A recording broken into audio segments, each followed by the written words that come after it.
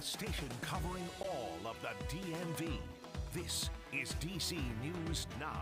It does make it feel unsafe to ride the train. A man killed on the Metro. A gunman on the run tonight after shooting a rider dead on a train in D.C. A live report from where a body was recovered near Nats Park. An emergency outside of Frederick, Maryland High School. School not in session as a man crash landed his glider, sent to the hospital. The latest on his condition. And we're commemorating Memorial Day in the DMV, honoring service members who made that ultimate sacrifice. We were on the ground at Arlington National Cemetery today. And there have been a couple of showers this afternoon and a few more tomorrow expected. I'll have your latest futurecast plus temperatures, what to expect with those clouds and showers around, all for Memorial Day and beyond with the 7-day forecast. Thank you, Scott, and thank you for joining us for DC News Now at 9. I'm Ben Dennis. For the fourth time this year, police are investigating a deadly shooting at a Metro station. And at this hour, the person responsible for the latest one has not been caught. Police responded to the Navy Yard station near Nats Park just before noon today after shots rang out on a train. While baseball fans were not crowded nearby since the Nationals are out of town, the news troubled many frequent Metro riders there. Our Dave Laval has been on this story all day. He joins us from the station at M Street and New Jersey Avenue. Dave, good evening, but what do we know about this evolving and troubling story that's adding to safety concerns for some riders? Well, good evening, Ben, and can tell you it's definitely been some frightening moments lately for many Metro train passengers.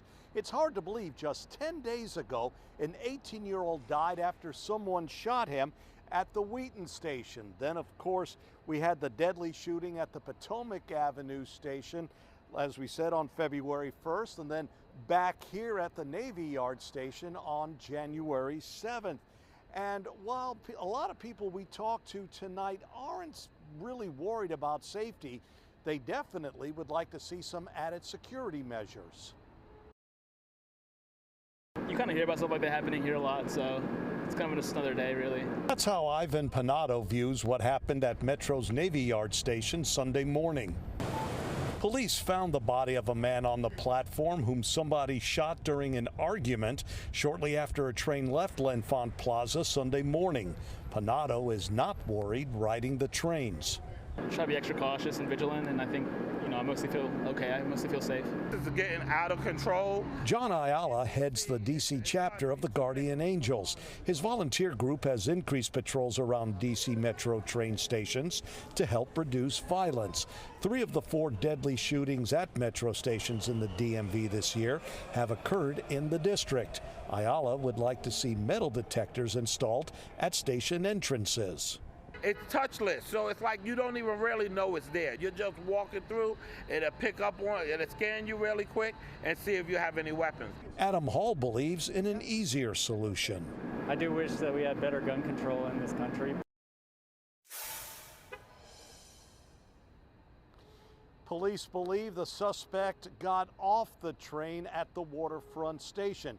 You're asked to call Metro Police if you have any information regarding the shooting. Live at the Metro Navy Yard station, Dave Laval, DC News Now. Thanks to Dave for that reporting. Turning now to our first forecast. Scott Sumner in front of the green screen. Hey, you got the National Cathedral behind you. It looks like clear skies out there. Yeah, well, actually, no, we do have some overcast skies out there, Ben. But forgive me. You're right. You're right. You're right. We got the National Cathedral out there for this evening, and we'll be hitting our cameras all around, traffic cameras, etc., throughout the broadcast tonight, and you'll get to see a couple of those, what it's looking like on some of the roads out there.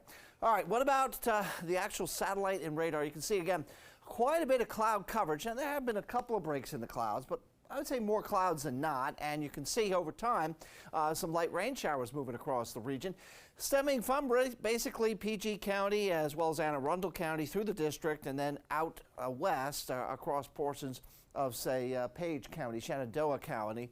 Most of the bulk of the activity has been in Spotsylvania County, down where Fredericksburg is, and that's where you're picking up some wet roads right now.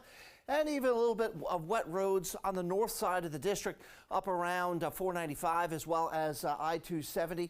So again, just be careful out there. You could run into some slick roads. With the clouds and some of the showers around, pollen isn't too bad and air quality is actually looking pretty good as we go into Memorial Day itself. Now, if you want to do a walk tomorrow, I don't know. I wouldn't recommend it necessarily. It'll probably be one of the worst of the holiday weekend days with regards to seeing a little more coverage of shower activity, and again, even maybe a remote thunder shower or two. Now, as far as the barbecue forecast, you may have to dodge some drops there too.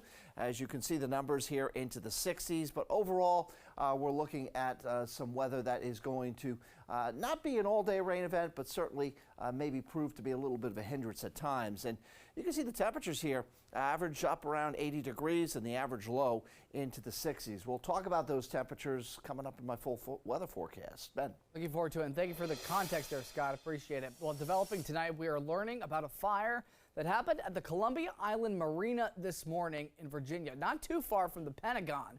Fire officials posted this video of those massive flames on the water you can see illuminating the night sky. We're also learning 3 boats were hit by flames as well as the nearby docks. Boats with DC Fire and EMS helped the Arlington Fire Department to get everything under control. The fire is now out and no injuries have been reported. Still no word on what may have started the fire. And over in Hagerstown, Maryland, police are investigating a homicide that happened Friday morning. Authorities say they arrived at the Hagerstown City Park shortly before 6 a.m. Then they found a body of a 37-year-old woman inside a stone alcove under the porch of the Jonathan Hager House, that historic museum. The identity of the person's body who was found has not yet been released. Please contact Hagerstown authorities if you have any information.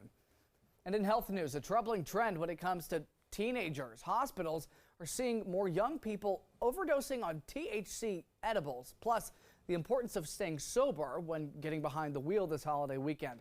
Morning anchor Tanaya Wright has a look at those top health stories as we gear up for our continued Memorial Day weekend.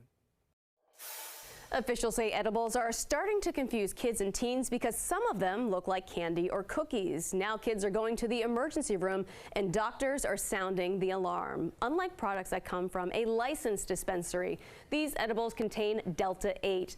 That compound is similar to THC. These products are also not regulated by the government. One doctor is offering some advice to curb this troubling trend. So if parents have edibles in the home, it's important for them to be locked in the same way as you might lock a dangerous medication. Call the Poison Control Center because they can provide important guidance as to whether it's safe to monitor the teen at home or if they need to come into the hospital. Doctors say signs of a teen or child ate an edible include anxiety, panic, and dizziness. In other health news today, police are warning about the dangers of drunk or impaired driving. This comes as the roads will be especially busy during the Memorial Day weekend. Emergency workers say even if you think you can drive, you should think twice about making a decision that could change your life. Spending time with friends and family, and sometimes that does include alcohol, and as long as it's consumed responsibly, there's nothing wrong with that. But when you do choose to get behind the wheel after you've had a drink or two, even though you may think you feel fine, your reaction time and your driving ability is impaired, so it's important not to drink and drive. The National Highway Traffic Safety Administration reports drunk driving deaths increased around 15% between 2020 and 2021. Now, in terms of how busy the roadways will be this weekend, AAA predicting about 37 million people will be hitting the roads for the holiday weekend. That is up 2 million from last year. Tanaya Wright, DC News Now. Well, thanks to Tanaya. Some good tips there. Well, tonight on Capitol Hill, last night, President Biden and House Speaker Kevin McCarthy announced an agreement in principle to save the country from a debt crisis. But right now, this doesn't mean it's a done deal. Congress has to approve the spending package before June 5th. In a very brief remarks last night, McCarthy said the tentative 2-year debt deal followed 2 phone calls with President Biden. It has historic reductions in spending, consequential reforms that will lift people out of poverty into the workforce, rein in government overreach. There are no new taxes, no new government programs. There's a lot more within the bill. The White House released a statement saying a default would have been catastrophic for the economy, leading to a recession, retirement accounts being devastated, and millions of jobs lost. And as for what's next, well, the U.S. House could vote on the measure as soon as Wednesday. So what do we know so far about the bill? What's in it, what's not? The deal has a 2-year-long increase on the nation's spending limit. It also fully funds medical care for our country's veterans. Plus, recipients of SNAP would have expanded work requirements. The age for those requirements, 54 instead of 49, and some energy projects would be streamlined. On the flip side, Republicans were unable to remove President Biden's student loan forgiveness plan from the budget agreement. POTUS wants to give, in some cases, tens of thousands of dollars to people with outstanding student loan debt. But the fight for that will continue on its path in the U.S. Supreme Court, and a decision is expected before June. And as we commemorate the sacrifice of fallen American soldiers this Memorial Day weekend, community members were allowed a rare and up-close opportunity to remember and reflect at Arlington National Cemetery. For the second year, members of the public were permitted to lay flowers right next to the tomb of the unknown soldier. The solemn moment shared by family of fallen service members and others wishing to pay respect. Well, the cemetery's chief of staff, Mike Benetti, explains why this opportunity happened yet again. Due to the outpouring of public support, positive feedback, and just overwhelming public sentiment that we received last year, we decided to do it again. And it provides a really unique opportunity for the visiting public to come up and lay a flower at the tomb of the unknown soldier in a small way to be able to pay their respects for the service and sacrifice for all those who have made the ultimate sacrifice for our nation. Tomorrow, our Jimmy Alexander expands on the special moments captured at Arlington National.